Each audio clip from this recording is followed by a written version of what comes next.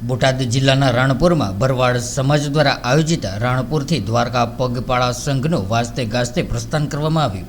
ત્યારે વાત કરીએ તો રાણપુર શહેરમાંથી દર વર્ષની પરંપરા મુજબ દ્વારકા પગપાળા સંઘ રવાના થયો છે। ત્યારે સમસ્ત ભરવાડ સમાજ દ્વારા આયોજિત આ સંઘમાં આ વર્ષે 125થી વધુ શ્રદ્ધાળુઓ જોડાયા છે। ત્યારે હોળી ધૂળેટીના પર્વ પૂર્વે આ સંઘ બાલાજી મંદિર ખાતેથી પ્રસ્થાન કર્યું હતું, જે ડીજેના તાલ સાથે નાચતા ગાજતા શ્રદ્ધાળુઓ રાણપુર શહેરના મુખ્ય માર્ગો ઉપરથી પસાર થયા હતા। ત્યારે આ સંઘ 10 દિવસમાં દ્વારકા ખાતે પહોંચશે, જ્યાં શ્રદ્ધાળુઓ ભગવાન શ્રી દ્વારકાધીશના દર્શન કરશે। અને આ યાત્રામાં માત્ર ભરવાડ સમાજના જ લોકો નહીં, પરંતુ અન્ય સમાજના લોકો પણ ઉત્સાહભેર જોડાયા હતા। ત્યારે રાણપુર શહેર અને તાલુકાના સમસ્ત ભરવાડ સમાજ દ્વારા છેલ્લા 15 વર્ષથી આ પગપાળા સંઘનું આયોજન કરવામાં આવે છે। ત્યારે આ સંઘનો મુખ્ય હેતુ સમાજમાં સુખ, શાંતિ અને સમૃદ્ધિ જળવાઈ રહે તેવો છે। ત્યારે સંઘમાં જોડાયેલા તમામ શ્રદ્ધાળુઓ માટે રહેવા તથા જમવા સહિતની તમામ જરૂરી વ્યવસ્થાઓને પણ કરવામાં આવતી હોય છે।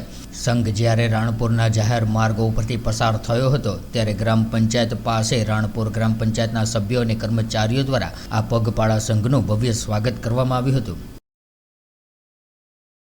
સુરેશભાઈ ભરવાડ રાણપુરથી આજે પરંપરાગત 15 વર્ષથી દ્વારકા સંઘ જઈ રહ્યો છે।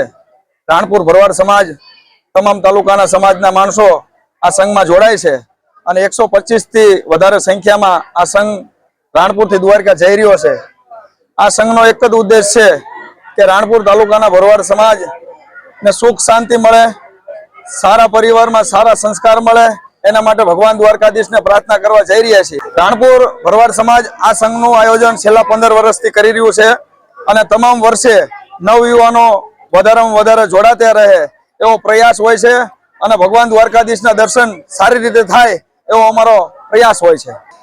આ સંઘની જ્યારે ઉતાણીનો ટાઈમ થાય એ પહેલા 2 મહિના અગાઉ અમારા સમાજના છોકરાઓ અને આગેવાનો થનગની રહ્યા હોય છે કે અમારા ઠાકરના અહીંયા દર્શન કરવા જઈએ, અને એવો એક માહોલ હોય છે કે જલ્દીથી જલ્દી ચાલીને અમે દ્વારકાનો સંઘ કાઢીએ।